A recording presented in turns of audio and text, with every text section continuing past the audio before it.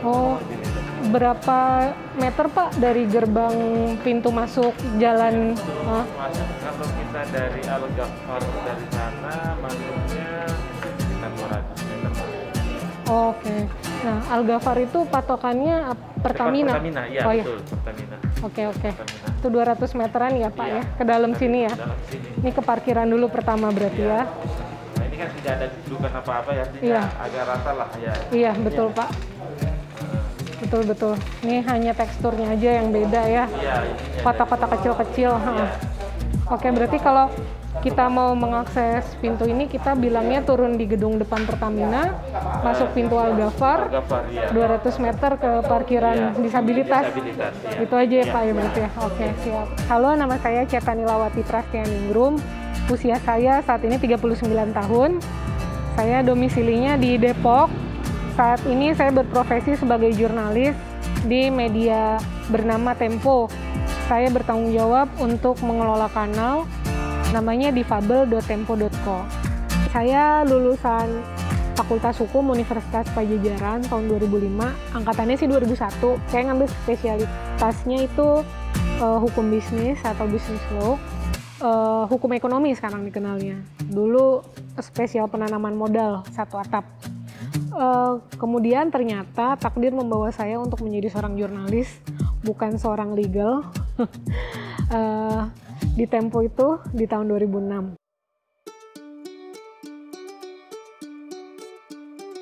Berarti kalau perempuan laki-laki dipisah kan ya Pak? Iya, dipisah. Saya pertama kali diterima bekerja di Tempo, atau saya jadi reporter di Tempo itu tahun 2006. Saat itu saya ditugaskan pertama kali di desk namanya Metropolitan. Itu mengcover berita-berita di wilayah Jakarta Timur. Di situ saya ditugaskan selama 6 bulan. Kemudian saya dipindahkan atau rolling bahasanya di kami di desk perekonomian. Waktu itu saya mengcover 4 kementerian, yaitu Kementerian Pertanian, kemudian Kementerian Kelautan dan Perikanan, Kementerian Kehutanan dan Perhubungan. Tapi di situ saya tidak lama, mungkin kurang lebih hanya 3 bulan, 4 bulan. Setelah itu di tahun 2007, saya dipindahkan ke desk nasional. Waktu itu saya ditugaskan di 3 lembaga, Komisi Pemberantasan Korupsi, Pengadilan Tipikor, Kemenkumham, Kementerian Hukum dan HAM. Nah, itu yang agak lama itu sekitar 5 tahunan, sampai 2012. Kemudian 2012 itu saya sempat mengcover desk tokoh internasional, lalu dilanjutkan dengan gaya hidup. Di desk gaya hidup itu saya bertugas untuk meliput isu kesehatan, kemudian wawancara, feature, dan sebagainya. Lalu 2016 itu jadi saya dinyatakan kena ablasi retina itu 2016 bulan Mei, tepatnya di tanggal 19 Mei. Seingat saya ya, waktu itu Kamis malam. Lalu akhirnya saya menjalani operasi seminggu kemudian. Lanjut kurang lebih itu ada 8 kali operasi. Kemudian di bulan keempat saya mengalami ketunanetraan. Saya bergabung dengan lembaga Mitra Netra untuk belajar penggunaan assistive tools ya, alat-alat pengampu kayak misalnya ini ponsel berpembaca layar, laptop berpembaca layar, menggunakan tongkat untuk penyandang disabilitas. Waktu itu seiring berjalannya operasi masih, jadi sekitar bulan Desember saya selesai belajar di Mitra Netra, selesai pula operasi saya. Bulan Januari 2017 saya diterjunkan kembali oleh Tempo untuk meliput, tepatnya sih semacam kayak kalibrasi gitu, penyesuaian kemampuan lagi untuk jadi jurnalis, karena kan sempat berkurang tuh kinerjanya 2016. Saya diterjunkan di desk namanya Citizen Journalism, namanya Indonesiana, itu kurang lebih 1 tahun, karena 2018 itu Tempo memutuskan membuka sebuah kanal baru namanya difabel.tempo.co. Lalu dari 2018 sampai saat ini saya ditugaskan di kanal itu untuk meliput isu-isu disabilitas, termasuk liputan seperti tadi tentang aksesibilitas gitu. Jangan ngomong ya. Jangan ngomong. Sudah ada Pak, wedding look yang lumayan beraba kayak gini nih Pak.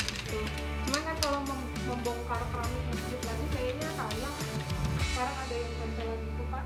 Oh iya. Tempelan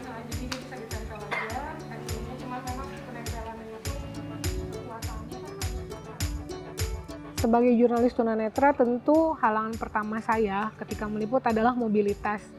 Jadi ketika mengakses sesuatu, misalnya kayak tempat liputan seperti ini, saya selalu harus didampingi sama pendamping. Tadi pendamping saya. Nah, kemudian selain itu adalah untuk mengakses seperti hal-hal yang bersifat visual ya. Kayak misalnya penggambaran, laporan pandangan mata seperti itu. Jadi saya harus benar-benar kayak meraba, kemudian mencium, kadang-kadang menghirup, seperti itu ya. Yang paling sering adalah meraba dan mendengar ya tentunya. Tapi selebihnya saya pasti butuh pendampingan dari carer tadi yang mendampingi saya liputan. Seperti misalnya untuk mengkonfirmasi narasumber yang saya ajak bicara. Mungkin dari awal pertama kita bisa menilai suaranya, tapi saya tetap harus mengkonfirmasikan itu apa betul ini Bapak ini, apa itu betul Bapak ini, seperti itu.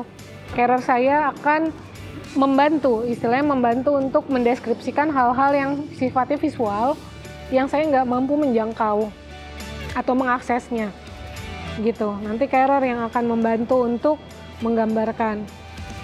Pendamping saya di sini, carer saya, maksudnya juga untuk memastikan, artinya yang saya wawancara ini benar orangnya, kemudian sekaligus sebagai witness, saksi mata bahwa oh ya saya diwawancarai orang yang benar, begitulah kira-kira.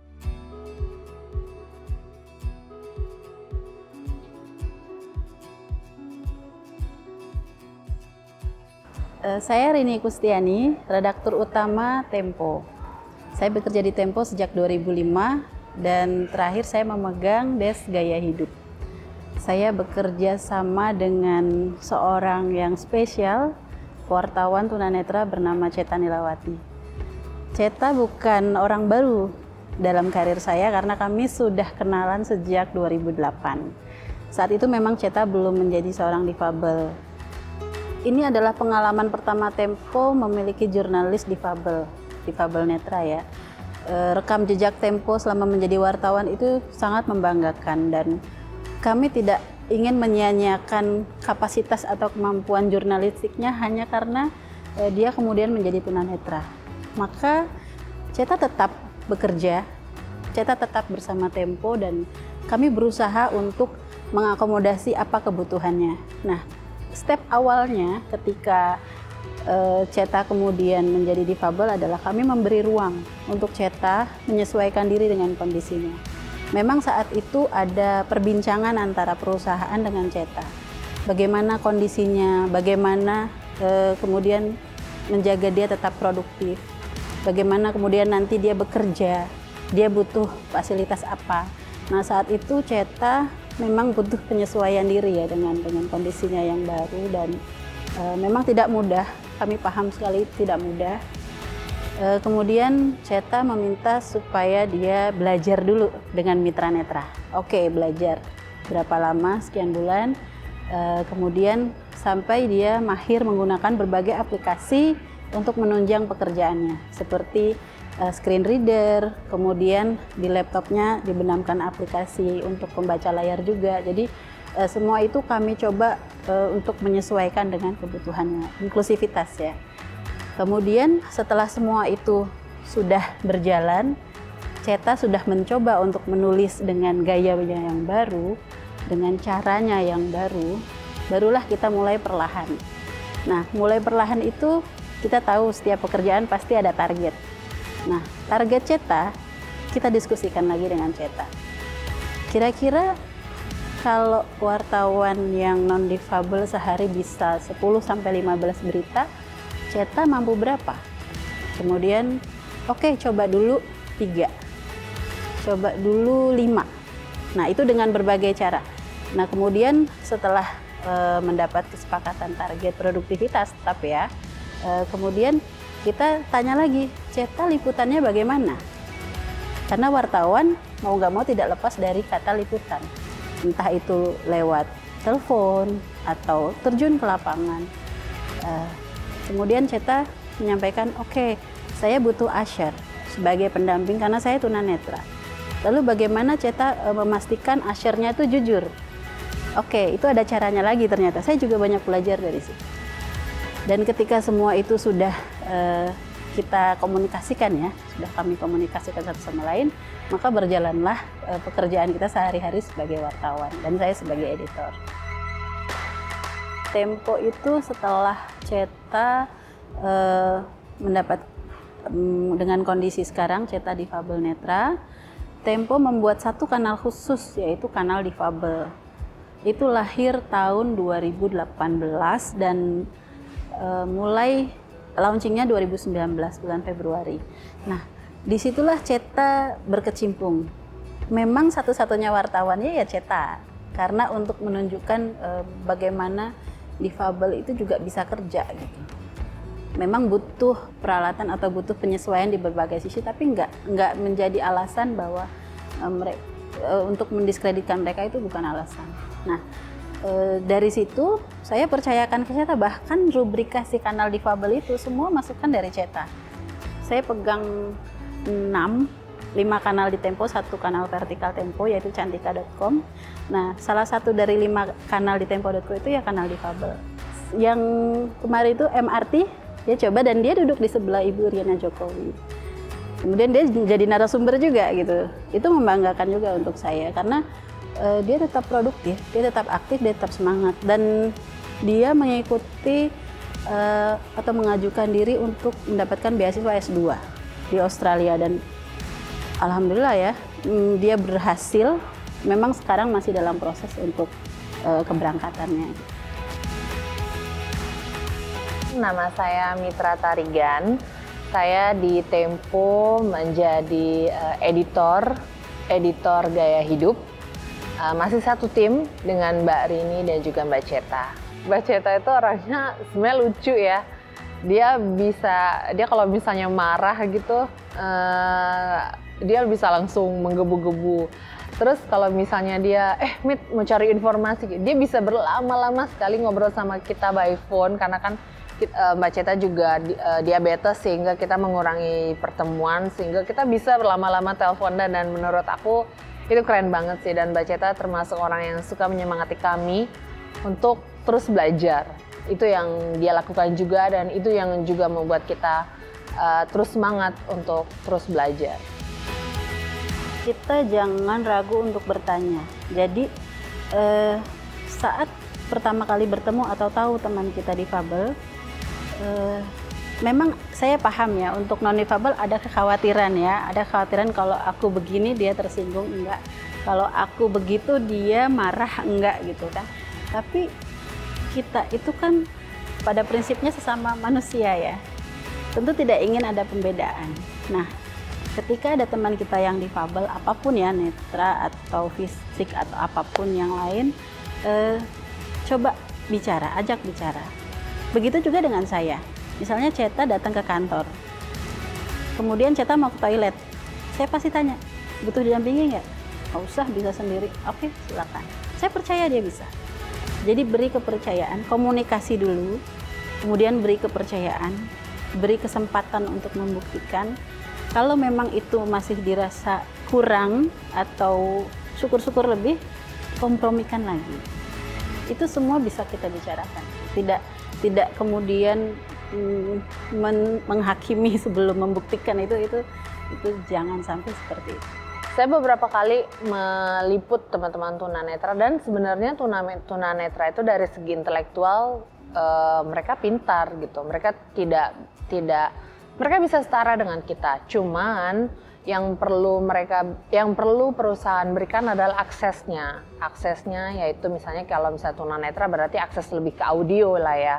Kemudian misalnya kalau misalnya harus ke kantor, seperti apa nih akses-akses yang perlu dipersiapkan oleh kantor itu, entah kalau misalnya kursi roda, siapkan lift, jangan terlalu banyak tangga. Kalau misalnya Mbak Ceta dipermudah, misalnya teman-teman tunanetra dipermudah akses-aksesnya untuk ambil air minum aja deh kayak gitu. Dan untungnya Mbak Ceta cukup mandiri ya. Aksesibilitas di tempat kerja itu sangat penting.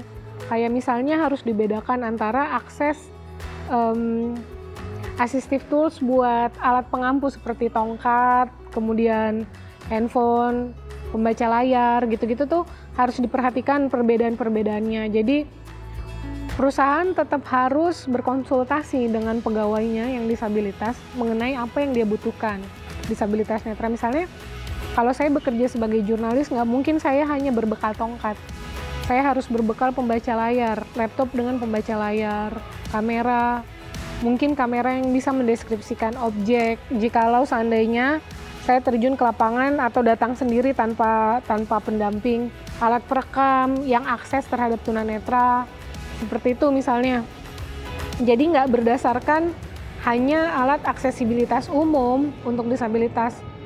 Nggak mungkin kan saya bekerja hanya dengan tongkat aja gitu. Tetapi yang saya butuhkan adalah pendamping carer yang membantu saya atau mendampingi saya untuk mendeskripsikan hal-hal yang sifatnya visual, kemudian mengambil gambar, menunjukkan arah, mendeskripsikan ruang gitu, warna, bentuk dan sebagainya. Jadi saya pikir hingga saat ini perusahaan harus bisa membedakan mana yang namanya alat pengampu biasa dengan alat pengampu untuk bekerja. Jadi aksesibilitas untuk bekerja tuh harusnya sangat diperhatikan, dan itu kembali lagi kepada disabilitas netra yang bekerja di perusahaan tersebut. Harus benar-benar ditanya kebutuhannya apa gitu. Dan nggak bisa disamain dengan karyawan lain yang non difabel ya gitu.